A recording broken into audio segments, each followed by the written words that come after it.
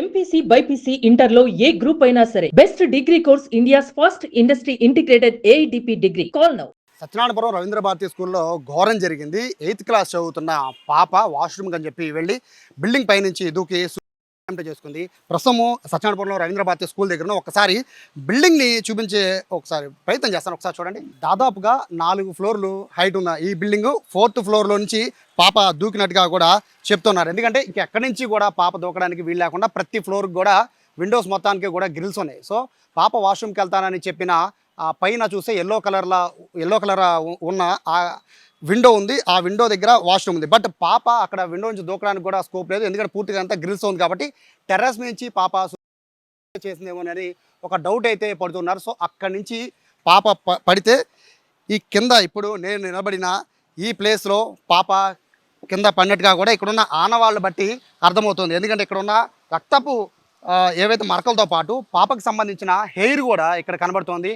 పూర్తిగా తల ఇక్కడ బలంగా తగిలి ఉండొచ్చు. ఎందుకంటే పాప హెయిర్ కూడా ఇక్కడ కనబడుతుంది. అంటే చూడొచ్చు ఎంత దారుణం జరిగింది అనేది. అయితే స్కూల్ యాజమాన్యం మాత్రం అసలు ఏమీ జరగలేదు, ఏమీ తెలియదు అన్నట్టు ప్రస్తుతం ఈ స్కూలు యాజమాన్యం వ్యవహరిస్తోంది. సో పాప పడిపోయాక మొదట చూసిన ఇక్కడ వ్యక్తి ఉన్నారు. అయితే యాక్చువల్గా వీళ్ళ పిల్లలు చదువుతుంది పక్క స్కూల్లో, కానీ పాప పడిపోవడాన్ని చూసి ఇమీడియట్గా ఇన్ఫర్మేషన్ ఇచ్చింది ఈయనే. సార్ నమస్తే, ఏం జరిగిందండి ఎగ్జాక్ట్గా?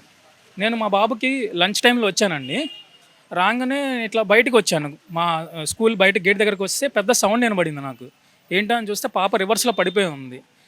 పాపకి ఫోర్ హెడ్ దగ్గర నుంచి మళ్ళీ లెఫ్ట్ హ్యాండ్ బ్రోక్ అయిపోయి బ్లడ్ వస్తుంది. సో మల్టిపుల్ ఇంజరీస్ అయి ఉంటాయి. నేను ఏం చేశానంటే ఇమీడియట్గా వెళ్ళి వాళ్ళ స్కూల్ సెక్యూరిటీ గార్డ్ని మళ్ళీ స్టాఫ్కి ఇన్ఫామ్ చేశాను. వెంటనే వాళ్ళు బయటికి వచ్చి వెంటనే పాపని స్కూల్ దగ్గరలో ఉన్న స్వర హాస్పిటల్కి జాయిన్ చేశారు. అప్పటికి నేను అంబులెన్స్కి ట్రై చేశాను. వాళ్ళ దగ్గర నుంచి నాకు సరైన రెస్పాన్స్ రాలేదు. సో ఇమీడియట్గా వాళ్ళ స్కూల్ స్టాఫ్ వచ్చి ఆటోలో మాట్లాడుకొని స్వర హాస్పిటల్కి తీసుకెళ్ళిపోయి వాళ్ళు వెంటనే రెస్క్యూ చేశారు పాపని. ఎంతసేపు అంటే మొత్తం ఈ టైం ఎంత టైం పట్టిందండి మీరు చూసి వాళ్ళు వచ్చి రెస్పాండ్ అయ్యాని చేసరికి? వెంటనే సార్ విత్ ఇన్ మినిట్స్ వెంటనే రియాక్ట్ అయ్యారు స్కూల్ యాజమాన్యం.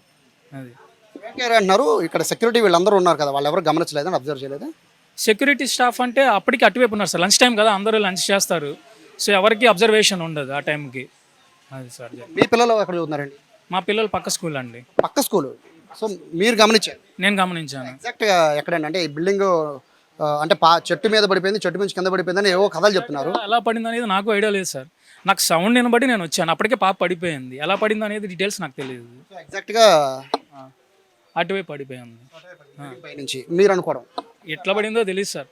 పాప అయితే పడిపోయి మల్టిపుల్ ఫ్రాక్చర్స్ అయినాయి పాపకి. పక్క స్కూల్లో చదువుతున్న తమ పిల్లల కోసం లంచ్ కోసం వచ్చి ఈయన చూశారు. ఈయన చూసి ఇమీడియట్గా ఇక్కడున్న సెక్యూరిటీ వాళ్ళకి, అంటే స్కూల్ సంబంధించిన సెక్యూరిటీ వాళ్ళకి ఇన్ఫర్మేషన్ ఇస్తే వాళ్ళు వచ్చిన తర్వాత అంబులెన్స్ తీసుకెళ్ళి ఇంత పెద్ద కథ నడిచింది. ఇంత పెద్ద స్కూల్కి 4 సరౌండింగ్లో సెక్యూరిటీ గార్డులు ఉన్నా కూడా ఎవరు పట్టించుకునే పరిస్థితి ఇక్కడ కనబడుతుంది. సో హాస్పిటల్కి వెళ్దాం, అక్కడ సిచ్యువేషన్ ఏంటో తెలుసుకుందాం.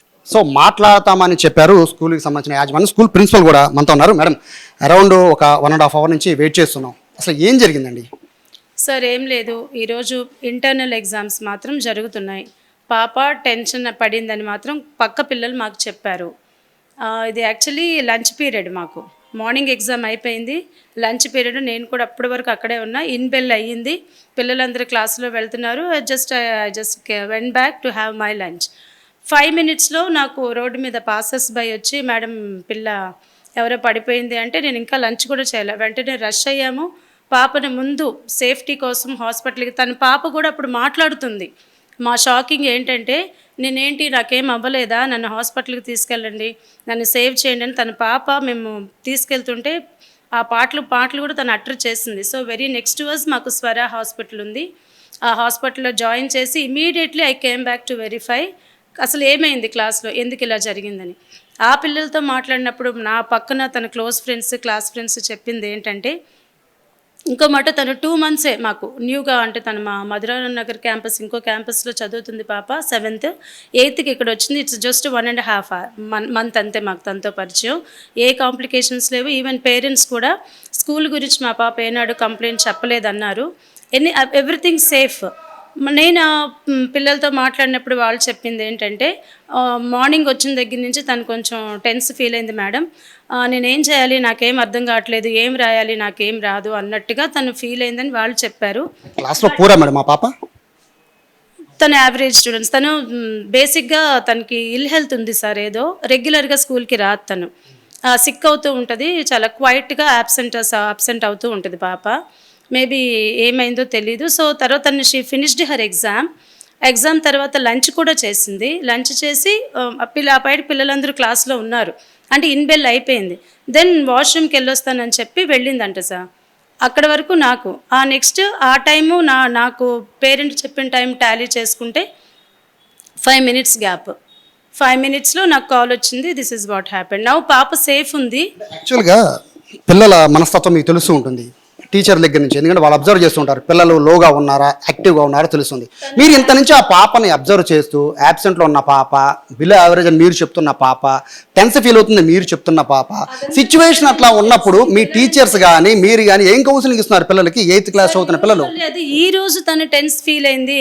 ఇప్పటి వరకు మాకు తనతో నేను చెప్పాను కదా, ఇంకోటి పేరెంట్స్ కూడా ఏం కంప్లైంట్ లేదు, నాకు చాలా బాగుంది స్కూల్ అని చెప్పింది. పేరెంట్స్ కూడా కన్ఫెస్ చేస్తున్నారు కదా సార్ ఆ విషయం. నేను ఫోన్లో మాట్లాడండి పేరెంట్స్, మా పాప బ్రిలియంట్ స్టూడెంట్ బాగా చదువుతుంది అని చెప్పి వాళ్ళ నాన్నగారు నాతో చెప్పిన మాట, వాళ్ళ బంధువులు నాతో చెప్పిన మాట, మీరు ఇక్కడికి వచ్చి దాట వేసే ప్రయత్నం ఏదో చేస్తున్నారు. బహుశా టీచర్ ఏమైనా కొట్టారు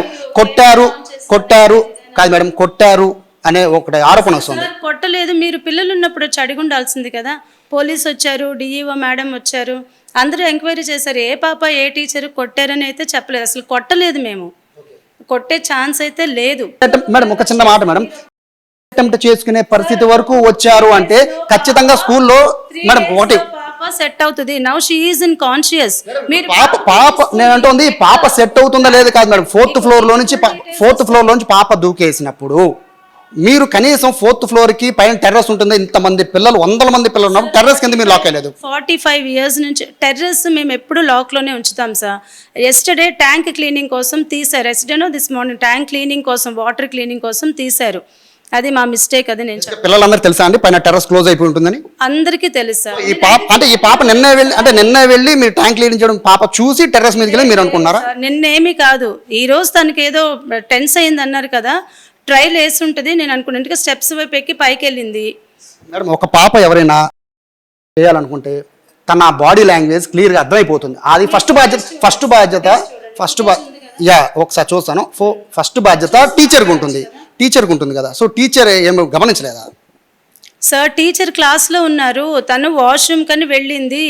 వాష్రూమ్కి యూజువల్లీ పిల్లలు వెళ్తూ వస్తూ ఉంటారు, ప్రతిసారి పిల్లలు వాష్రూమ్కి అడిగినప్పుడు వెళ్తారు వచ్చేస్తారు. ఇది it's an unexpected thing. So teacher next class జరుగుతూ ఉంది, she was in the class, teacher కూడా ఉన్నారు క్లాస్లో. మీకు ఇన్ఫర్మేషన్ వచ్చి ఇమీడియట్గా మీ స్టాఫ్ వెళ్ళారంటారు. సో ఇప్పుడు చెప్పండి పాప సిచ్యువేషన్ని ఇప్పుడు స్టిల్ నౌ ఎలా ఉందంటున్నారు? సార్ పాప నేను చెప్పాను ఆటోలో ఎక్కేటప్పుడే షీ వాజ్ టాకింగ్ అనేసి మాట్లాడుతుంది. నేను అక్కడ ఉన్నంతసేపు తన స్కాన్కి అంతా తీసుకెళ్లారు. డాక్టర్స్ చెప్పింది ఏంటంటే లెగ్ దగ్గర కొంచెం స్కిన్ క్రష్ అయింది.